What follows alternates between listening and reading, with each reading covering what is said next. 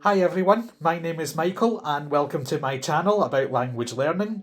I teach English and Spanish, and on occasion I teach a little bit of French and a little bit of Italian as well. I mostly teach online. I also teach out on italki, and I teach in the Glasgow, Scotland area, particularly with Spanish. I normally teach in the Glasgow area.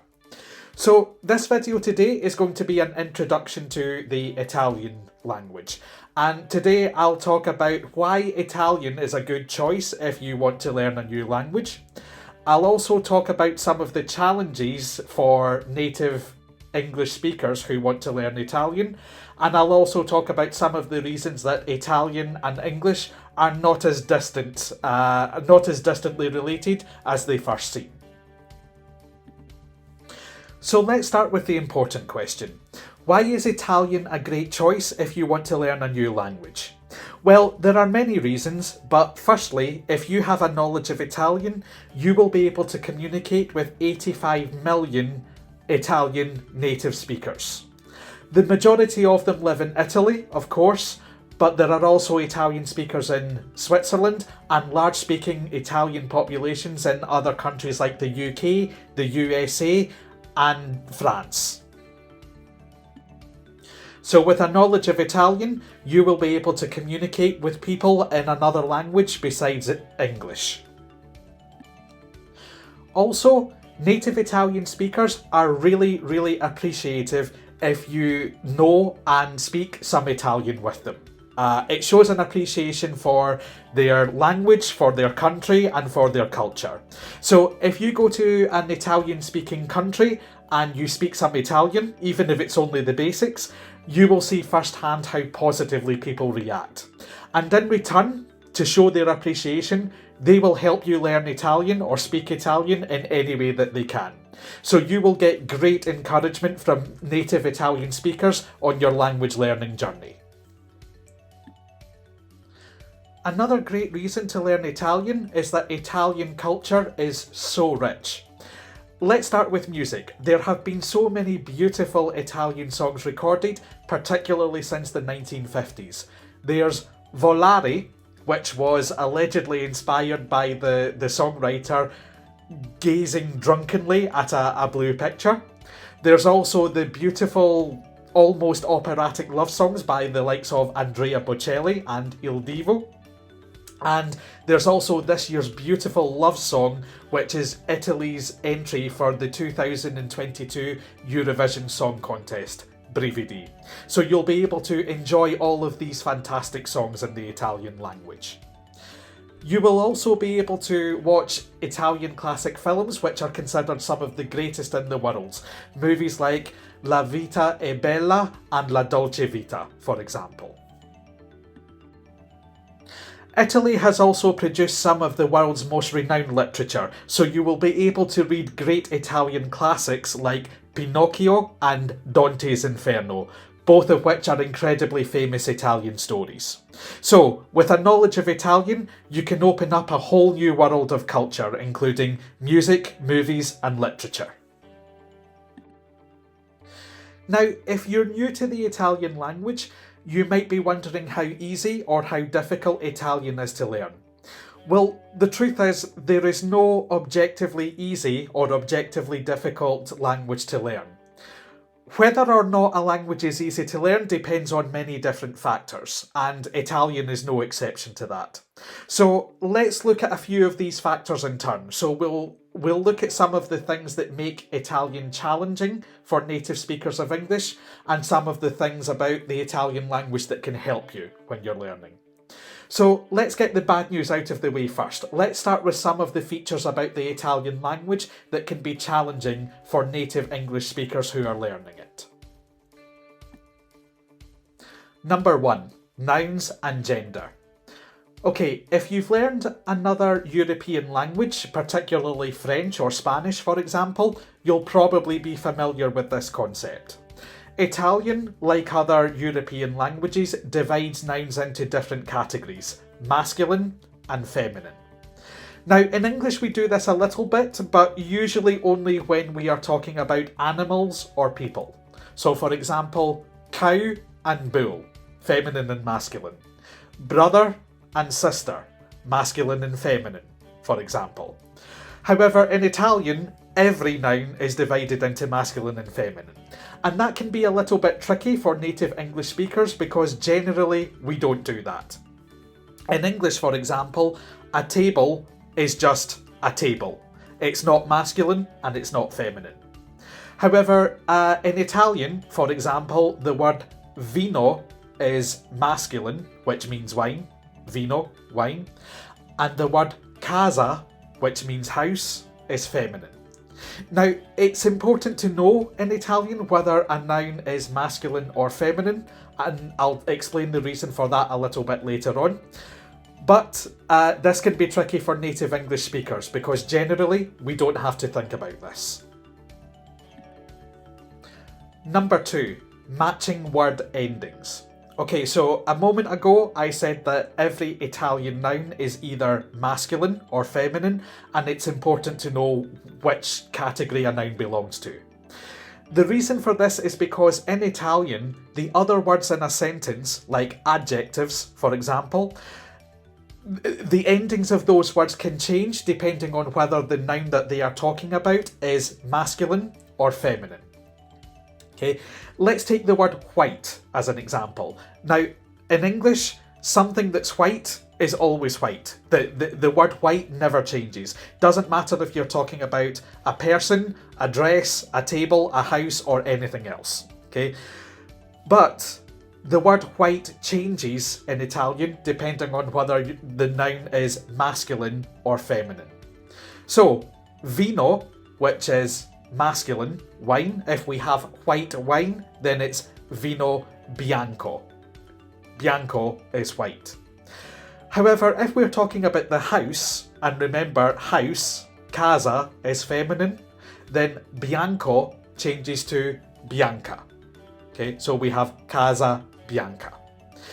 Now, the reason this is tricky for native English speakers is because generally we don't have to worry about this. Like I said, white is always white, no matter what you're talking about. So this is another reason that Italian can be a little bit tricky for native speakers of English. Number 3, verbs. Okay, this is one of the trickiest aspects of the Italian language, but one of the most important to get correctly. In English, let's use the verb go as an example. In English, there are only 5 different forms of the verb go. Go, goes, going, gone, and went. That's all. Okay. However, in Italian, there are around 50 different forms of the verb go.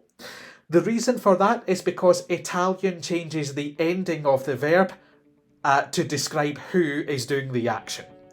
And that's true for every verb, and it's also true for different tenses as well. So the endings for the present tense are different from the past tense and for the future tense, for example. So that's a lot of different endings to remember, and because of that, it can be one of the trickiest aspects of learning Italian.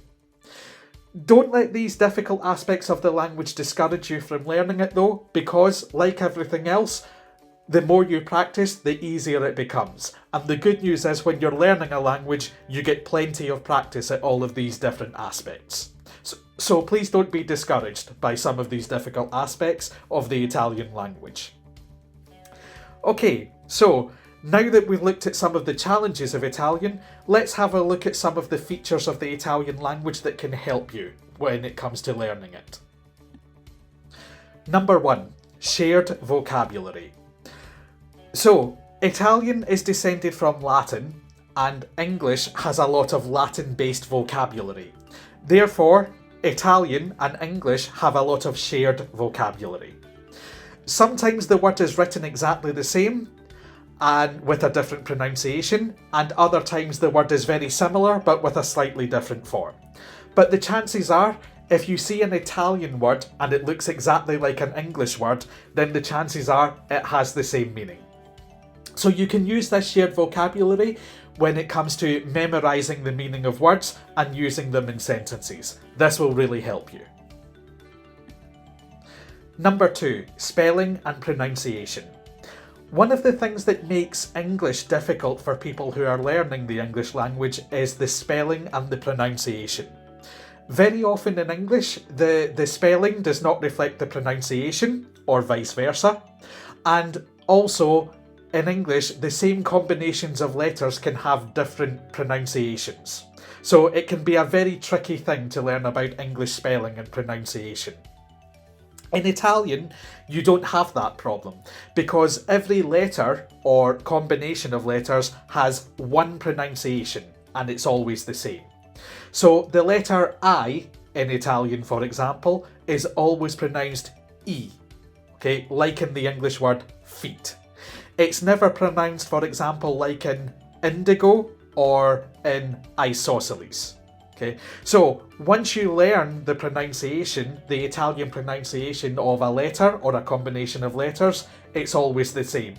So you can easily work out the spelling of a word when you hear it, or work out the pronunciation of a word when you read it, because it never changes. So you can use that to help with your Italian. Number 3, patterns of endings. So remember a few moments ago when I was talking about the fact that Italian has around 40 different forms of the verb go. I also explained that the reason for that is because that the Italian language changes the ending depending on who's doing the action. Now that's true, and it can be difficult to learn when you're not a native Italian speaker, but the good news is there are patterns that can help you with the endings. For example, whenever you see a verb that ends in iamo, I-A-M-O, it means we do something. Okay, and that's true for every verb, and there are no, as far as I know, there are no irregular verbs. So you can use these types of patterns to help you learn the endings. You don't have to learn them all individually. Okay, now that doesn't quite happen in English. So for example, go and do. Okay, now there's only one letter of a difference in the spelling between those two vowels, but the past form of go is went, and the past form of do is did, which is a little bit strange considering that, go and do are almost exactly the same word. The plural of nouns is another good example of this. In English, the plural of the word mouse is mice, but house, which is almost exactly the same word as mouse, the plural of house is houses. Okay? In Italian, again, you have almost no exceptions when it comes to the plural. Generally, the plural of a word is going to end I or E. And that accounts for the vast majority of Italian words. So you can use these patterns to help you. So, that's my introduction to the Italian language. I hope you've enjoyed it and I hope you found it informative. So, I've spoken a bit about why Italian is a great choice if you want to learn a new language. I've also talked about some of the things that can make it a little bit challenging for native English speakers. And I've also looked at some of the reasons that Italian is not such an alien or not such a difficult language as you might imagine at first. So, hope you found this video informative, and I hope you'll like and subscribe to the channel where you can see more of my videos about Italian, as well as my videos on Spanish, French and English, and about learning languages in general. Please visit our social media channels too, and you can find more information about when we will be starting classes, both online and in the Glasgow area. Hope to see you soon. Ciao, arrivederci.